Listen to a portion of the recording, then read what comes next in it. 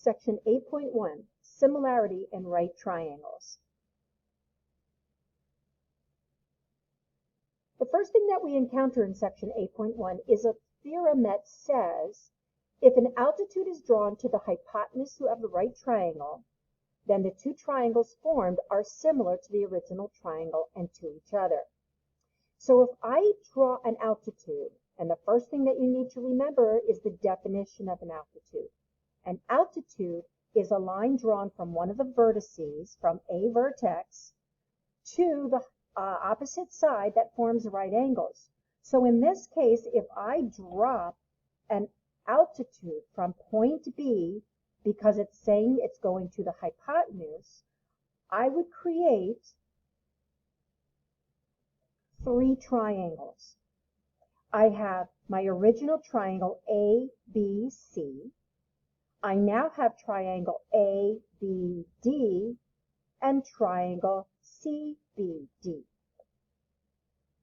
Altitude being drawn directly to the hypotenuse.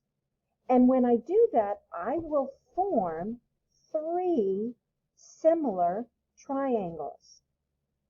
So if I take this triangle and I turn it, you will see that these two triangles are similar to each other. But they're also similar to the original triangle, the big one, the ABC that we started off with. The only problem is, even though these two triangles came directly in order and are in the same direction, this triangle needs to be flipped. So if I flip this triangle and I spin it, you will see that this big triangle is the same direction now, and it's similar to the two smaller triangles. So if an altitude is drawn to the hypotenuse of a right triangle, it forms three similar triangles. The two little ones are similar to the big triangle. But now what we need to do is we need to worry about the letters.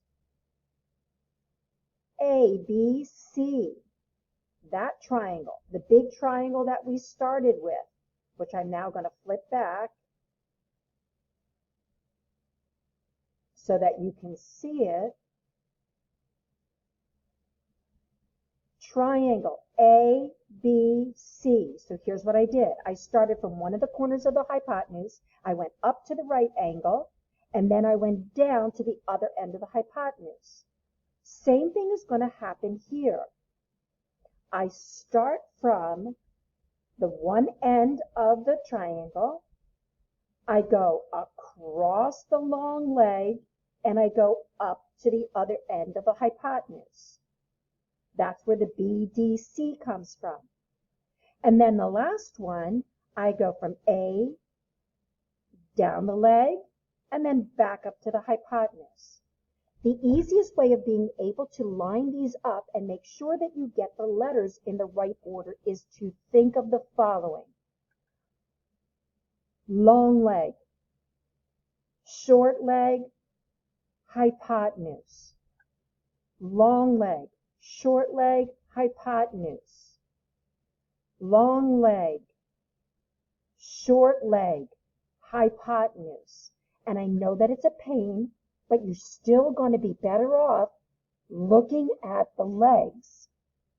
When you set up your proportions using words, you are less likely to make an error. So that's the first theorem.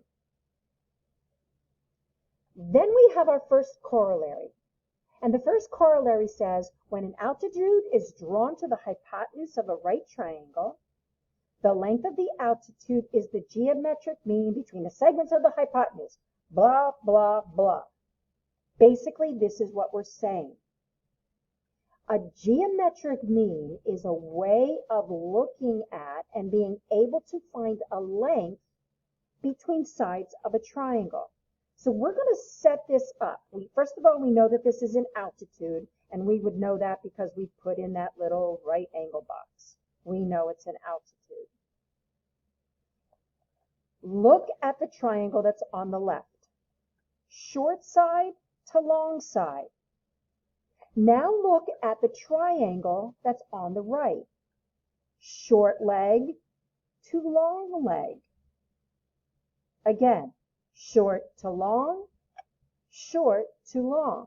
So if I were looking for the value of x, or the value of y, or the value of c, and I have an altitude, I could set the problem up like this. Short to long, short to long. That's where the x and the y and the z come in. Notice that you're using y twice. Y is called the geometric mean. It's being used in the means. Remember we had the extremes and the means? Well, this is a geometric mean.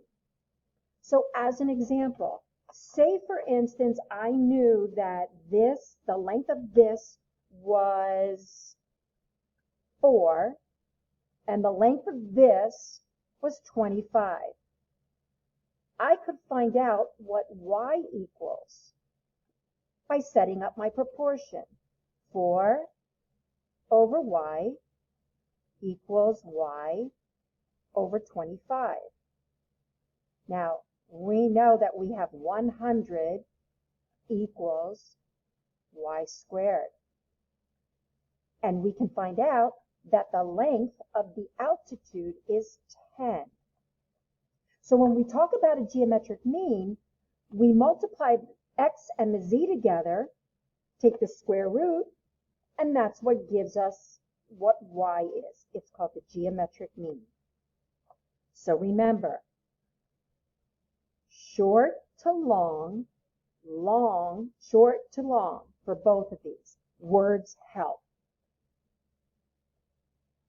Our second corollary talks about when we have a hypotenuse, part of that hypotenuse, and one of the legs. And again, we're going to set up a geometric mean, but I want to walk you through using the letters. The whole hypotenuse compared to the short leg is equal to the whole hypotenuse of this little left triangle to the short leg. Whole hypotenuse, short leg of the big triangle. Hypotenuse, short leg. So here's what we have. X over y is equal to y over z. Once again, geometric mean. I can find out if I know y or z or x, I would be able to find out the 3 answers. Now, just like it works on the left triangle, it also works on the right triangle that's formed when you drop an altitude. So notice here that instead of being given a length of an altitude, I'm given the whole hypotenuse. So once again, ready? I have hypotenuse over long leg is equal to hypotenuse over the long leg of this triangle on the right-hand side. Whole hypotenuse, long leg. Whole hypotenuse over long leg.